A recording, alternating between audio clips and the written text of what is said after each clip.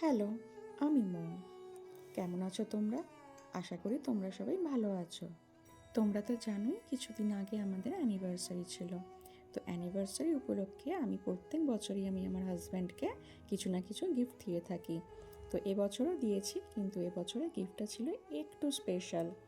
প্রত্যেক বছর ভাবতাম গিফটটা কেমন হবে না হবে, পছন্দ তো অবশ্যই হতো, কিন্তু এবছরে গিফট নিয়ে আমি একদম 100-200% শিওর ছিলাম যে ওর এই গিফটটা পছন্দ হবেই হবে। যে গিফটটা আমি ওকে দিয়েছি সেটা আমি অনেক দিন ধরেই ভাবছিলাম দেবো দেবো করে। ইনফ্যাক্ট ওর নিজেরও এরকম একটা কিছু ইচ্ছা ছিল যে থাকুক। তো সেটা আমি মাথার মধ্যে কোনো একটা জায়গায় রেখে দিয়েছিলাম যে পরে যদি কোনো দিনও সুযোগ হয় আমি ওটা গিফট হিসেবে ওকে দেবো, সেটা অনেক বেশি ওর কাছে আনন্দের হবে। আর আমি নিজেও ওকে এরকম একটা গিফট ওয়াইফ হিসেবে দিতে পেরে আমি ভীষণই হ্যাপি ফিল করছি।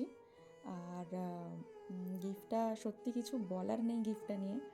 ও বারবারই জিজ্ঞেস করছিল যে কী আছে, ফটো আছে তো বুঝতেই পেরেছে। ও হয়তো ভেবেছে আমাদের কোনো ছবি বা ওর কোনো ছবি, কিন্তু না, সেটা নয়। তোমরা সবাই দেখেই নাও যে ছবিটা কিসের।